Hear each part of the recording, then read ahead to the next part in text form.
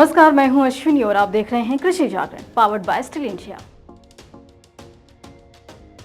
भारत मूल रूप से एक कृषि प्रधान देश है। हालांकि एग्रीकल्चर सेक्टर पर सरकार ने जितना काम करना चाहिए उतना काम नहीं किया है। हाल ही के लोकसभा चुनाव में सत्तारूढ़ पार्टी का उम्मीद से कमतर प्रदर्शन रहने के बाद अब किसान फोकस में आए हैं।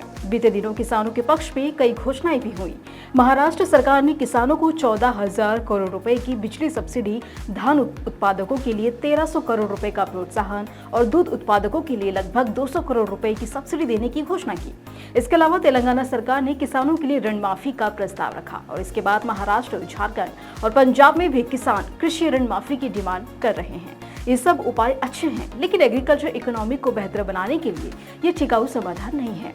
भारत का एग्रीकल्चर सेक्टर स्ट्रगल कर रहा है और एक बार फिर बजट से बड़ी उम्मीदें लगाए बैठा है। पीएम किसान योजना जैसी पहले जो देश भर में किसान परिवारों को प्रतिवर्ष 6,000 रुपए की आय सहायता प्रदान करती है और फसलों के न्यूनतम समर्थन मूल्य में वृद्धि किसान के लिए जरूरी है।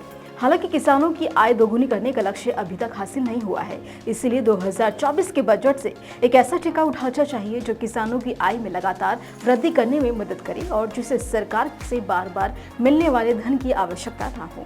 सरकार किसान क्रेडिट कार्ड के माध्यम से किसानों को रियायती संस्थागत ऋण से 4% वार्षिक ब्याज पर प्रदान करती है।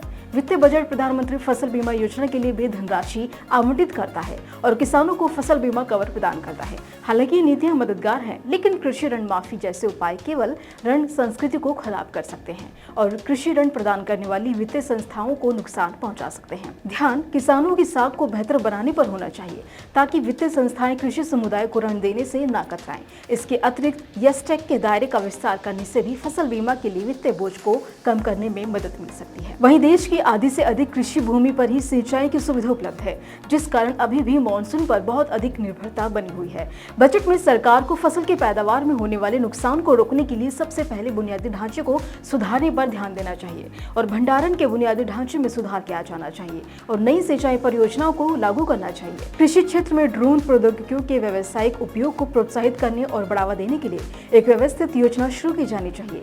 गैर कृषि गतिविधियों को भी संबोधित करने की आवश्यकता है, क्योंकि इससे प्रति व्यक्ति कृषि आय में सुधार होगा।